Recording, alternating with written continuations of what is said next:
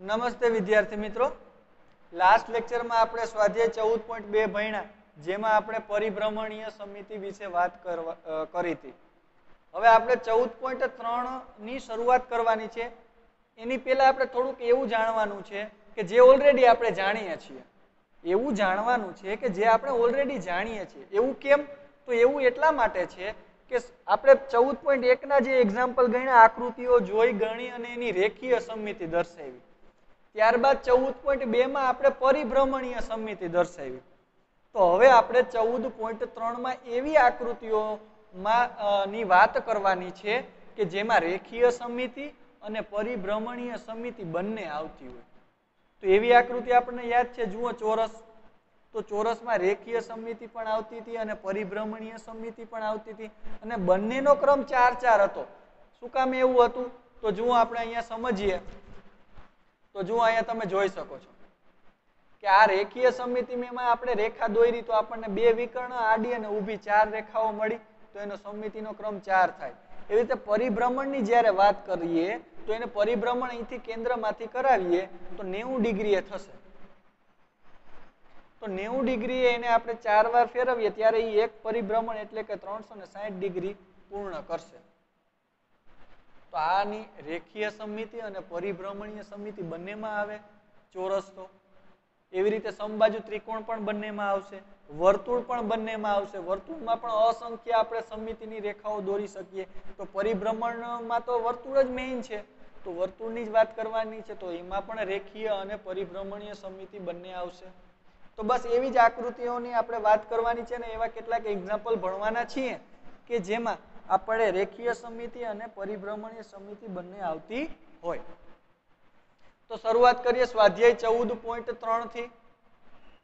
એમાં ક્વેશ્ચન પહેલો કે કોઈ બે એવા અંક જણાવો કે જેની રૈખિક સમિતિ અને પરિભ્રમણીય સમિતિ બંને હોય. હવે એવા અંક આપણે આપવાના છે કે જેની રૈખિક સમિતિ અને પરિભ્રમણીય સમિતિ આપવાની હોય. અહીંયા મેં પેલું લીધું છે શૂન્ય. શૂન્ય એટલે એનો આકાર કેવો હોય? તો કે વર્તુળાકાર હોય. તો વર્તુળાકારમાં તે અસંખ્ય રૈખિક સમિતિ અને પરિભ્રમણીય સમિતિ ધરાવે છે. એવું આપણે બધા જ બહુ જ સારી રીતે જાણીએ છીએ કે શૂન્ય છે એનો આકાર વર્તુળાકાર હોય અને તેમાં અસંખ્ય રૈખિક સમિતિ અને પરિભ્રમણીય સમિતિ મળે. એવી જ રીતે જો બીજા એક્ઝામ્પલ અંકની વાત કરીએ તો એ 8 છે, એટલે કે 8 કે અંક 8 એ રૈખિક સમિતિની બે કક્ષાઓ ધરાવે છે અને પરિભ્રમણીય સમિતિની પણ બે કક્ષા ધરાવે છે. એને આપણે આકૃતિમાં સમજીએ તો કંઈક આવું બને. જુઓ અહીંયા આ 8 છે, એમાં રેખીય અને પરિભ્રમણ સમિતિ બંનેની બે બે કક્ષાઓ મળશે. એટલા માટે આપણે 8 ને પણ 0 અને 8 એ બંનેને રેખીય સમિતિ અને પરિભ્રમણીય સમિતિ બંને મળતી હોય એવા અંક છે. એના પછી આપણે બીજો ક્વેશ્ચન જોઈએ. શું કહે છે કે એક નીચેના દરેકમાં શક્ય હોય તો કાચી આકૃતિ દોરો. અને પેલું, એકથી વધુ ક્રમની રૈખિક અને પરિભ્રમણીય સમિતિ બંને હોય તેવો ત્રિકોણ. એવો ત્રિકોણ લેવાનો છે કે જેમાં રેખીય સમિતિ પણ મળે અને પરિભ્રમણીય સમિતિ પણ મળે, અને એનો ક્રમ કેવો હોય? તો કે એકથી વધારે હોય, કે જેની સમિતિ એક કરતાં વધારે મળતી હોય. તો અહીંયા આપણે એક્ઝામ્પલ લીધું છે સમબાજુ ત્રિકોણ. બહુ જ જાણીતું એક્ઝામ્પલ છે. એ આપણને રેખીય સમિતિમાં પણ આવ્યું હતું અને પરિભ્રમણીય સમિતિમાં પણ આવ્યું હતું. પરિભ્રમણ કોણની વાત કરીએ તો 120 નો બને અને રેખીય સમિતિમાં તો 3 રેખાઓ મળે જ છે. તો સમબાજુ ત્રિકોણને એકથી વધુ ક્રમની રૈખિક સમિતિ છે અને પરિભ્રમણીય સમિતિ પણ છે. એના પછી બીજું એક્ઝામ્પલ છે. શું કહે છે કે એકમાત્ર રૈખિક સમિતિ હોય પણ પરિભ્રમણીય સમિતિ ન હોય તેવો ત્રિકોણ. તો એવો ત્રિકોણ આપણે સમદ્વિબાજુ ત્રિકોણ જોયો હતો કે સમદ્વિબાજુ ત્રિકોણમાં એક જ રૈખિક સમિતિ મળે છે અને પરિભ્રમણીય સમિતિ એમાં મળતી નથી. તો સમદ્વિબાજુ ત્રિકોણમાં રૈખિક સમિતિ છે પણ પરિભ્રમણીય સમિતિ નથી. ત્યારબાદ એના પછી ત્રીજું જોઈએ તો એ કહે છે કંઈક આવું છે કે એકથી વધુ ક્રમની પરિભ્રમણીય સમિતિ હોય પણ રૈખિક સમિતિ ન હોય તેવો ચતુષ્કોણ. હવે આપણે એવું એક્ઝામ્પલ આપવાનું છે કે જેમાં એકથી વધુ ક્રમની પરિભ્રમણીય સમિતિ છે પણ રૈખિક સમિતિ ન હોય. તો એમાં આવશે સમાંતર બાજુ ચતુષ્કોણ. આવો કંઈક દેખાય કે આ સમાંતર બાજુ ચતુષ્કોણમાં છે ને એકથી વધુ ક્રમની પરિભ્રમણીય સમમિતિ મળશે, પરંતુ રૈખિક સમમિતિ મળશે નહીં. એના પછી આવે છે કે એકથી વધુ ક્રમની રૈખિક સમમિતિ હોય પણ પરિભ્રમણીય સમમિતિ ન હોય તેવો ચતુષ્કોણ. હવે આપણે એવા ચતુષ્કોણનું એક્ઝામ્પલ આપવાનું છે કે જેમાં એકથી વધારે ક્રમની રૈખિક સમમિતિ હોય પણ પરિભ્રમણીય સમમિતિ ન હોય. તો એના માટેનું એક્ઝામ્પલ છે સમદ્વિ બાજુ સમલંબ ચતુષ્કોણ. સમદ્વિ બાજુ સમલંબ ચતુષ્કોણ એમાં જુઓ રૈખિક સમમિતિ મળશે પરંતુ પરિભ્રમણીય સમમિતિ મળશે નહીં. તો આ થયા આપણે 4 એક્ઝામ્પલ, જેમાં પહેલું હતું રૈખિક સમમિતિ અને પરિભ્રમણીય સમમિતિ બંને હોય, પછી એકમાત્ર રૈખિક સમમિતિ હોય અને પરિભ્રમણીય સમમિતિ ન હોય તેવો ત્રિકોણ. એના પછી આપણે એકથી વધુ ક્રમની પરિભ્રમણીય સમમિતિ હોય પણ રૈખિક સમમિતિ ન હોય તેવો ચતુષ્કોણ, અને ત્યારબાદ આપણે એકથી વધુ ક્રમની રૈખિક સમમિતિ હોય પણ પરિભ્રમણીય સમમિતિ ન હોય તેવો ચતુષ્કોણ જોયો. આ સાથે બીજો ક્વેશ્ચન અહીં પૂરો થાય છે. એના પછી આવે છે ત્રીજો ક્વેશ્ચન. શું કહે છે? જો કોઈ આકૃતિમાં 2 અથવા વધુ રૈખિક સમમિતિ છે તો શું પરિભ્રમણીય સમમિતિનો ક્રમ એક કરતા વધુ થાય? એવો ક્વેશ્ચન માર્ક કર્યો છે. શું કહેવા માંગે છે પ્રશ્ન? કે જો કોઈ એવી આકૃતિ છે કે જેમાં 2 અથવા વધુ ક્રમની રૈખિક સમમિતિ ધરાવે છે તો એમાં પરિભ્રમણીય સમમિતિનો ક્રમ પણ એક કરતા વધુ થાય. આપણે એક એક્ઝામ્પલ ચોરસનું લઈએ. જુઓ અહીંયા ચોરસની વાત કરીએ તો ચોરસમાં રૈખિક સમમિતિ અને પરિભ્રમણ સમમિતિ બંને આવે છે. તો ચોરસની 4 રૈખિક સમમિતિ મળશે અને પરિભ્રમણીય સમમિતિ પણ 4 મળશે. શું કામે? તો કઈ 90 અંશનો ખૂણો બને તો 9 4 ને 36 એટલે 90 ગુણ્યા 4 કરીએ એટલે 360 અંશ થાય. તો આ બંનેમાં જુઓ આકૃતિમાં આપણે જોઈ શકીએ છીએ કે આ 2 અથવા વધુ ક્રમની રૈખિક સમમિતિ છે અને તો પરિભ્રમણીય સમમિતિનો ક્રમ પણ એક કરતા વધુ હોય જ. તો આનાથી એવું સાબિત થાય કે જ્યારે રૈખિક સમમિતિ 2 કરતા વધુ હોય ત્યારે આપણને પરિભ્રમણીય સમમિતિ પણ એક કરતા વધુ મળે જ. આ સાથે ત્રીજો ક્વેશ્ચન અહીં પૂરો થાય છે. તો આપણે ત્રીજા ક્વેશ્ચનમાં એટલું લખવાનું થાય. એના પછી આવે છે ચોથો ક્વેશ્ચન, ખાલી જગ્યા પૂરો, અને આપણને એક કોષ્ટક આપેલું છે. આપણે ટેક્સ્ટ બુકમાં જોઈએ તો આવું કંઈક છે ચોથા ક્વેશ્ચનનું. અહીંયા આકાર આપેલો છે, પછી પરિભ્રમણ કેન્દ્ર, પરિભ્રમણનો ક્રમ અને પરિભ્રમણ કોણ આપણે કહેવાનો છે. જેમ કે ચોરસ આપણને આકાર આપેલો છે તો એમાં પરિભ્રમણ કેન્દ્ર ક્યાં આવશે, એવી રીતે પરિભ્રમણ ક્રમ એનો કેટલો છે અને પરિભ્રમણ કોણ એટલે એ કેટલા ખૂણાએ ફરે છે એ આપણે એને કહેવાનું છે. તો ચલો 1 by 1 આપણે લેતા જઈએ. તો પહેલું છે ચોરસ. તો ચોરસનું એનું પરિભ્રમણ કેન્દ્ર છે ને એ વિકર્ણનું છેદ બિંદુ આવે. એના 2 વિકર્ણો જ્યાં છેદશે ને ત્યાં એનો પરિભ્રમણનું કેન્દ્ર આવશે. એની પરિભ્રમણ ક્રમ 4 છે. શું કામે? તો કે 90 ડિગ્રી 4 વખત ફેરવીએ ત્યારે એક પરિભ્રમણ પૂર્ણ કરે છે. તેથી એનો પરિભ્રમણ કોણ 90 થશે અને એનો પરિભ્રમણ ક્રમ 4 થશે.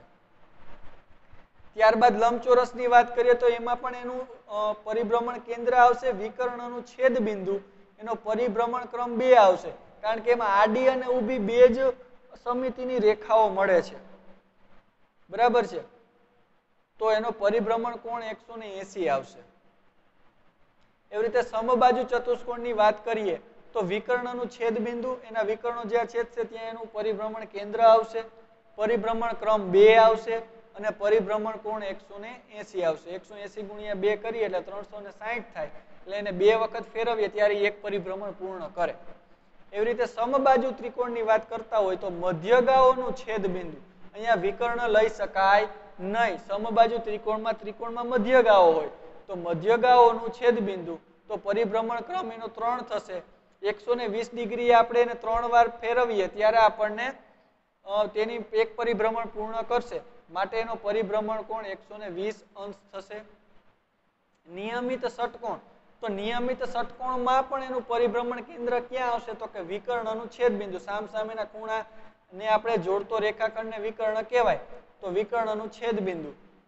અને પરિભ્રમણ ક્રમ 6 આવશે અને પરિભ્રમણ કોણ એનો 60 અંશ આવશે. 60 અંશના ખૂણે એને 6 વખત ફેરવીએ ત્યારે તે એક પરિભ્રમણ પૂર્ણ કરશે. એવી રીતે વર્તુળમાં વર્તુળનું કેન્દ્ર આવે, પરિભ્રમણ કેન્દ્ર એટલે વર્તુળનું કેન્દ્ર જ થાય. એનો પરિભ્રમણ ક્રમ છે ને અસંખ્ય આવશે, દરેક ખૂણાએ આપણને મળશે. તો પરિભ્રમણ કોણમાં 360 નહીં લખીએ પણ દરેક ખૂણે લખશું. ખૂણો 1 હોય કે 2 હોય, 1 થી લઈને આપણે 360 સુધી એનો પરિભ્રમણ કોણ મળી શકે, એટલે દરેક ખૂણાએ આવશે. ત્યારબાદ અર્ધવર્તુળની વાત કરવાની છે. તો અર્ધવર્તુળ આકારમાં શું થશે? પરિભ્રમણ કેન્દ્ર એનું વર્તુળનું કેન્દ્ર જ રહેશે, જ્યારે પરિભ્રમણ ક્રમ એનો 1 થશે. એ એક જ વારમાં આખું પરિભ્રમણ પૂર્ણ કરશે અને મૂળ સ્થિતિએ આવશે તો એનો પરિભ્રમણ કોણ થશે 360 અંશ. આ સાથે ચોથો ક્વેશ્ચન અહીં પૂરો થાય છે. ત્યારબાદ પાંચમા ક્વેશ્ચનની વાત કરવાની છે. શું કહે છે અહીંયા જોઈએ આપણે પાંચમો ક્વેશ્ચન. એવા ચતુષ્કોણનું નામ જણાવો કે જેની રૈખિક સમમિતિ અને પરિભ્રમણીય સમમિતિ બંનેનો ક્રમ 1 કરતા વધુ હોય.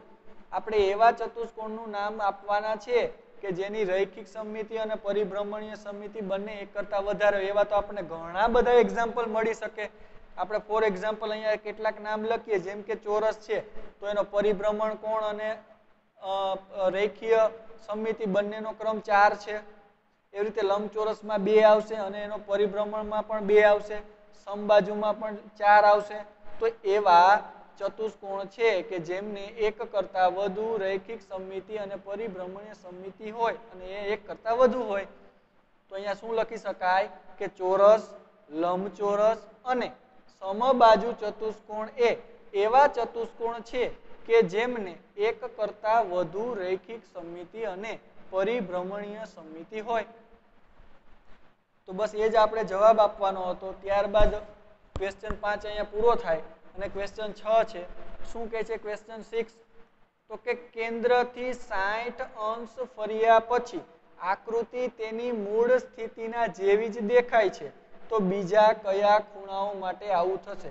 કોઈ વર્તુળને છે એને 60 ડિગ્રી આપણે એને ફેરવું, એનો કોણ બદલો તો એ એના જેવી જ દેખાય છે. પછી પાછી ક્યારે દેખાશે? તો પાછો 60 નો ફેરવીએ ત્યારે. તો 60 ને 60 120 થઈ જાય. તો પછી 60 પછી ક્યારે પાછી એની મૂળ સ્થિતિ જેવી દેખાશે? તો કે 120. પાછા 60 અંશના ખૂણે મેળવીએ એટલે 180 અંશ થાય. તો ફરી પાછી એની મૂળ સ્થિતિ જેવી દેખાશે, 180 અંશ છે. ફરી અગેન આપણે 60 અંશ ફેરવીએ તો 240 અંશ થાય. તો ત્યારે તે મૂળ સ્થિતિ જેવી દેખાશે. એના પછી પાછું એને 60 અંશ ફેરવીએ તો 300 મળશે. ત્યારબાદ પાછું એને 60 અંશે ફેરવીએ તો 360 અંશ મળશે.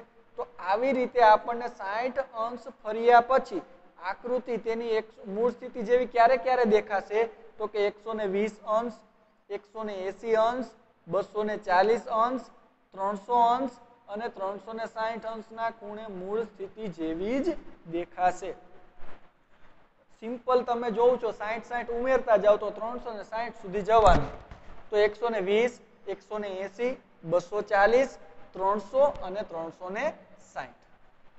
આ સાથે ક્વેશ્ચન 6 અહીં પૂરો થાય છે. ત્યારબાદ આવે છે ક્વેશ્ચન 7 કે નીચે આપેલા ખૂણાઓ માટે શું આપણે 1 કરતા વધુ ક્રમની પરિભ્રમણીય સમમિતિ મેળવી શકાય? Question mark. એમાં પહેલું આપેલું છે 45 અંશના ખૂણે. આમાં શું કરવાનું છે? ટોટલ 360 ડિગ્રી હોય એ આપણને ખબર છે, બરાબર. હવે એક ખૂણો 45 અંશ આપેલો છે. 45 અંશને જો નિશેષ આપણે એને ફેરવતા જઈએ 360 સુધી જેવો ક્રમ આવતો હોય એને પરિભ્રમણ એક પૂર્ણ થતું હોય તો આપણે તેને પરિભ્રમણીય સમમિતિમાં સામેલ કરી શકીએ અથવા તો લઈ શકીએ. તો એનું આપણે એવું કઈ રીતે કરી શકીએ? તો કે 360 અંશને આ 45 અંશ વડે નિશેષ ભાગી શકાય તો આને 1 કરતા વધુ સમમિતિ મળે. 360 અંશને 45 અંશ વડે નિશેષ ભાગી શકાય તો 45 અંશના ખૂણા માટે 1 કરતા વધુ ક્રમની પરિભ્રમણીય સમમિતિ મેળવી શકાય. 45 ગુણ્યા 8 કરીએ તો આપણને 360 મળે.